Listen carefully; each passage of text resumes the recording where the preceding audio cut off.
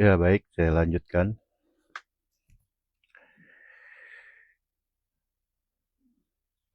Tadi sampai, oh ya,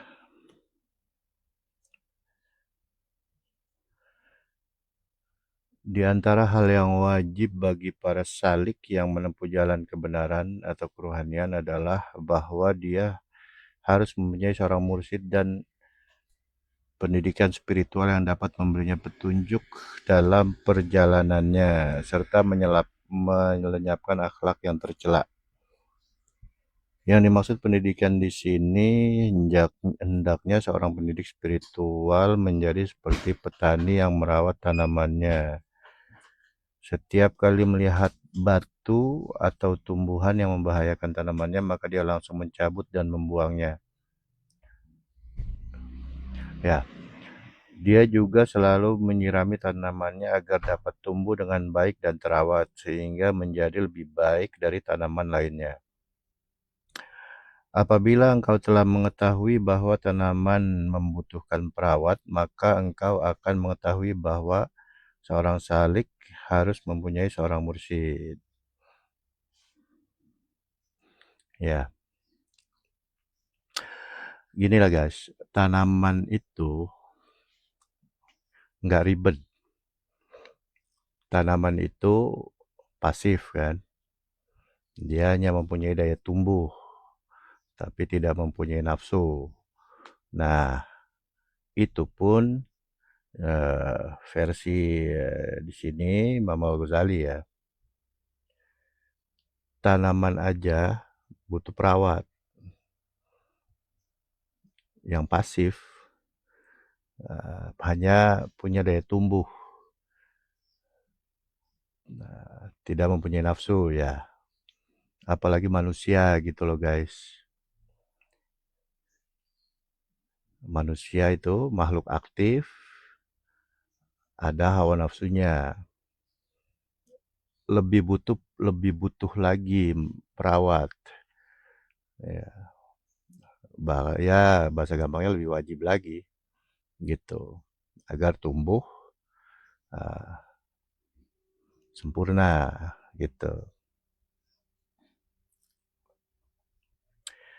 Kiasnya tuh seperti itu. Ya, versi Imam Ghazali di sini ya butuh mursyid, gampang ya. Manusia itu. Ya kalau nggak pakai mursyid ya maka kita nggak akan jadi manusia sempurna. Gitu. Logikanya itu tadi. Tanaman yang nggak ada hawa nafsunya aja butuh perawat. Terlebih manusia. Dan perawat ini memenuhi kriteria khusus. Udah kenal dengan Tuhannya tuh. Ah, ya kita di video-video ini lagi ngebahas tentang kisi-kisi ya, tentang si perawat ini atau mursyid ya, seperti itu. Nggak bisa sembarangan memilih mursyid ya, gitu. Baik, saya lanjutkan ya. Kenapa begitu? Kenapa manusia butuh mursyid? Sebab Allah mengutus para rasul kepada umat manusia untuk membimbing mereka ke jalan yang lurus. Dan sebelum Rasulullah wafat, beliau telah menetapkan para khalifah sebagai wakil beliau untuk menunjukkan manusia ke jalan Allah. Begitulah seterusnya sampai hari kiamat.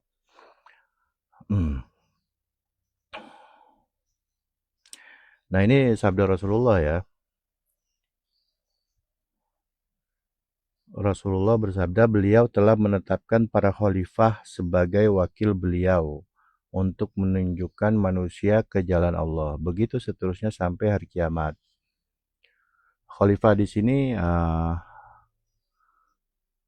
bisa termasuk Khulafaur Rasyidin yang 4, Sayyidina Abu Bakar, Sayyidina Umar, Sayyidina Utsman, Sayyidina Ali. Tapi di sini kisi-kisinya dari hadis ini khalifah itu ada sampai hari kiamat. Ya, tapi bukan mengangkat khalifah sendiri, guys. Khalifah ini dipilih oleh Rasulullah. Ingat ya, guys, Rasulullah itu nggak pernah mati aslinya. Gitu.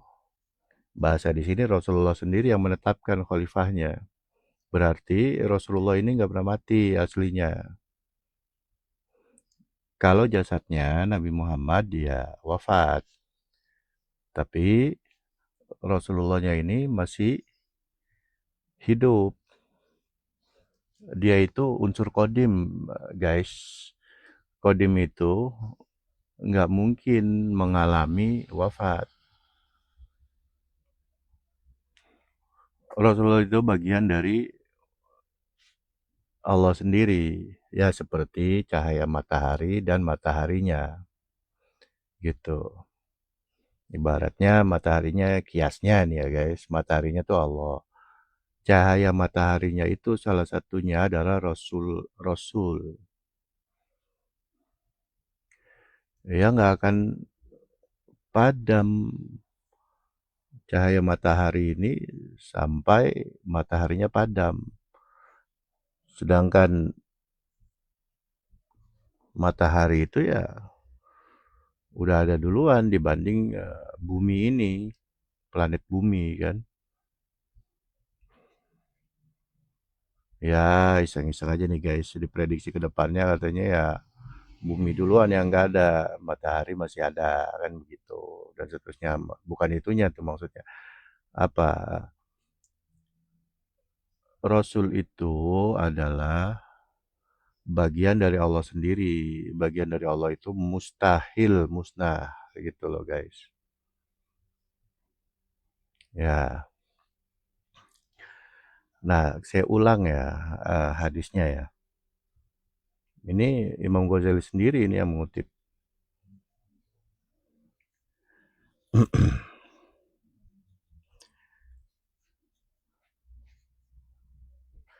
Dan sebelum Rasulullah wafat, beliau telah menetapkan para khalifah. Rasulullah sendiri yang menetapkan.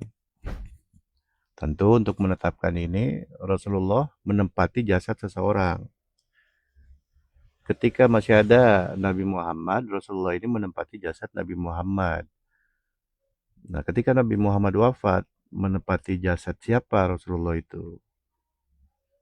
Seperti itu, guys.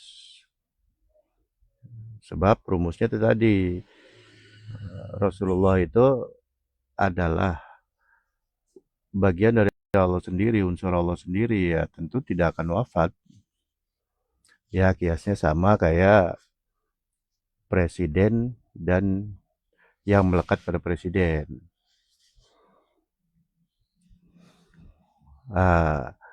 Soekarno menempati posisi presiden. Pak Karnonya sendiri ada umurnya. Ketika sampai umurnya wafat, Pak Karno. Pak Karnonya wafat, presidennya wafat nggak? Ya enggak, diisi oleh orang lain. Siapa? Pak Harto. Kemudian Pak Harto sampai pada umurnya wafat. Pak Hartonya wafat, presidennya wafat nggak? Enggak, diisi oleh yang lain. Siapa? Kiai Haji Abdurrahman Wahid atau Gus Dur almarhum. Presiden pengganti ya Habibie dulu ya. Ya Pak Habibie presiden interim atau sementara ya. Sampai pemilu ya. Tahun 99 itu 1999. Pak Habibie Pak Habibie ya paripurna selesai tugasnya kan. Pemilu selesai, terpilihlah presiden baru. Pak Habibie lengser, kemudian tadi Pak Harto lengser ya, lengser, presidennya masih ada, masih. Kemudian Pak Habibie lengser. Nah, presidennya ada nggak? Ada. Kemudian diisi oleh orang lain, yaitu Kiai Haji Abdurrahman Wahid, almarhum atau Gus Dur. Nah, dan seterusnya dan seterusnya. Ya seperti itu kiasnya kurang lebih guys. Ya, ya makanya Rasulullah ini yang menetapkan bahasa hadisnya begitu redaksinya sampai hari kiamat. Karena Nabi Muhammadnya wafat, ya. Tapi ini mengatakan sampai hari kiamat Rasulullah yang menetapkan. Nah ini luar biasa kan, gitu.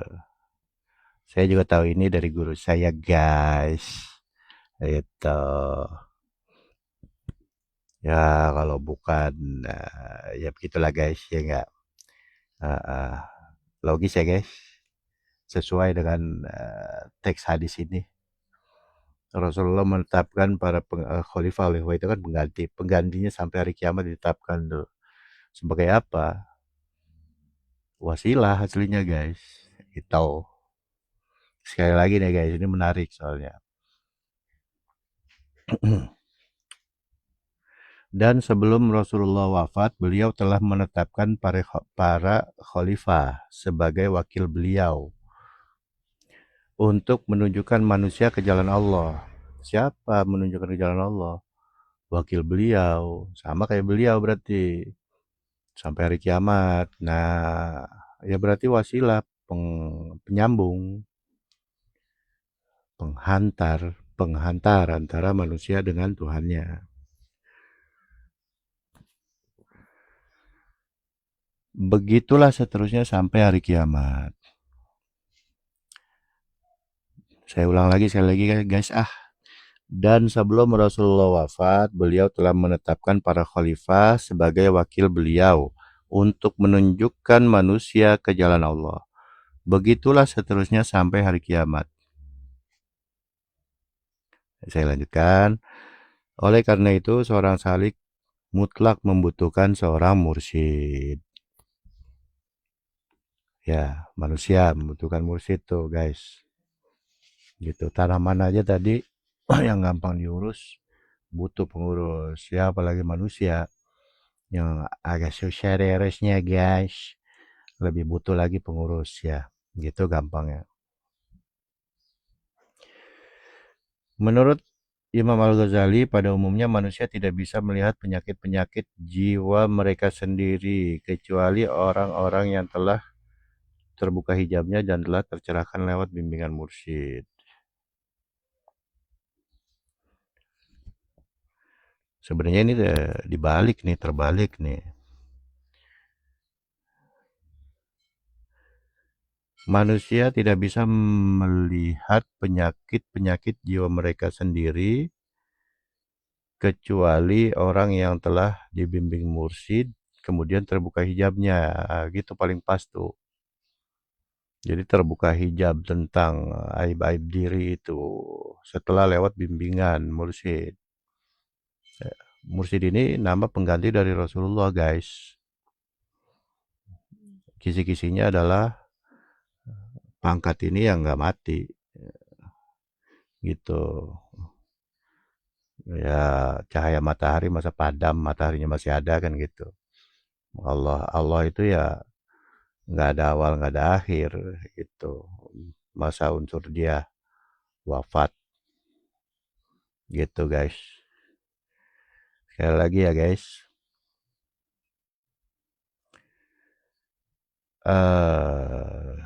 Mana tadi tuh? Manusia tidak bisa melihat penyakit-penyakit jiwa mereka kecuali yang telah terbimbing oleh mursyid sehingga terbuka hijab-hijabnya. Nah, seperti itu guys. Hanya itu caranya. Saya pun merasakan begitu. Saya kira saya bersih, bisa membersihkan diri saya. Ternyata banyak penyakit tadi saya tuh guys. Kelihatan ya kiasnya Saya kayak dikasih senter sama mursyid ini guys. Wah, sehingga saya bisa melihat diri saya. Wah, ternyata banyak. Kalau nggak disenterin nggak kelihatan tuh guys. Sama kayak kita nyari cacing buat mancing malam-malam. Wajib bawa senter tuh guys. Begitu juga kita mau ngelihat penyakit-penyakit hati kita guys. Harus pakai senter. Senter ini kiasakan ilmu dari mursyid ya guys. Ilmu dari Rasulullah guys. Ya kalau sekarang ilmu pengganti dari Rasulullah. Sebenarnya nggak ada penggantinya, dia abadi ya. Jadi nggak disebut pengganti. Ya disebut pengganti ya agar memudahkan kita aja untuk memahami.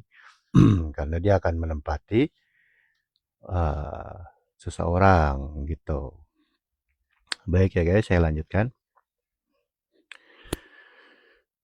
Seseorang hanya dapat melihat kotoran saudara. Oh, seseorang hanya dapat melihat kotoran saudaranya, tapi dia tidak bisa melihat kotorannya sendiri. Ya biasalah guys. Ya, apa bahasanya?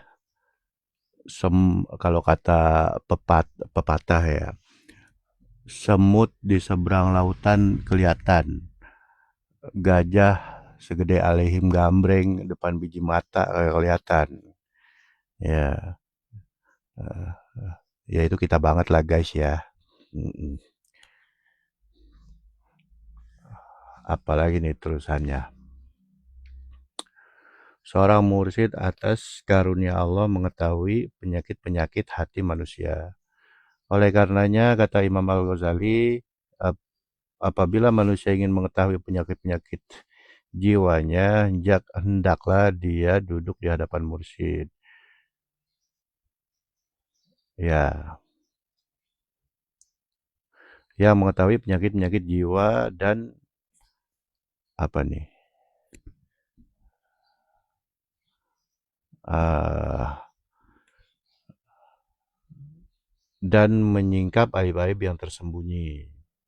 Oh ya, Imam Ghazali pun sesuai pengalaman beliau sendiri, beliau menuangkan kata-kata ini ya sesuai pengalaman beliau sendiri.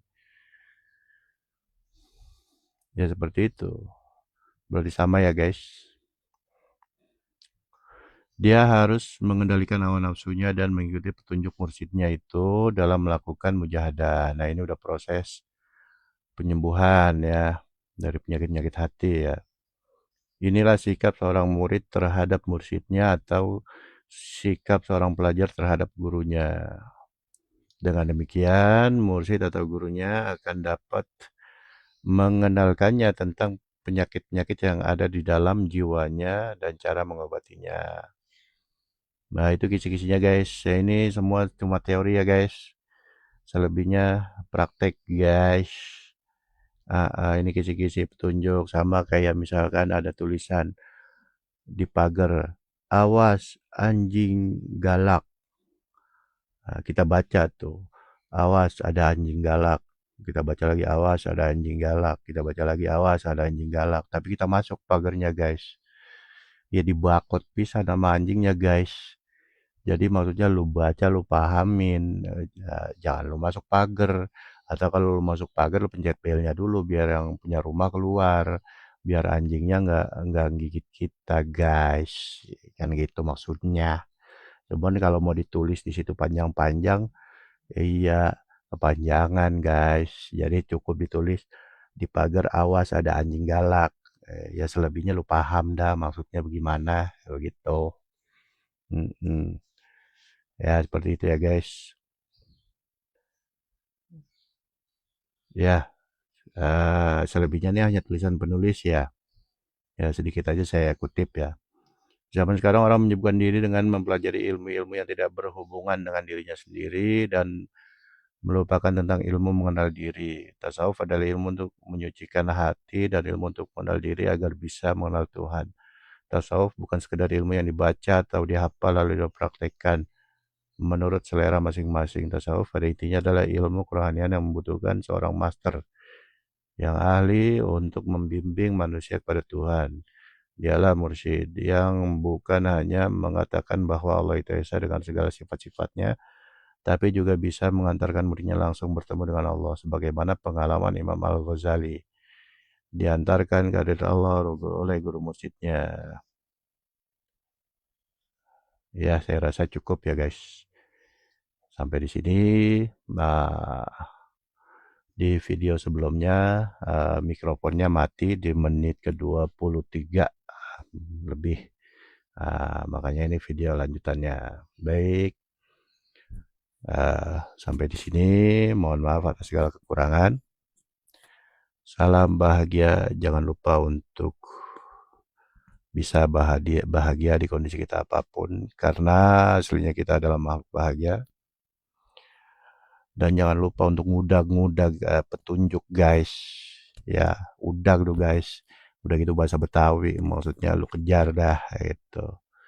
Uh, Jangan ngerasa udah dapat petunjuk guys. Iya. Nah, ini saya lagi ngomongin diri saya guys. Ya baik ya. Mohon maaf sekali lagi. Ilahi anta maksudi ridho kamatulubio. Assalamualaikum warahmatullahi wabarakatuh.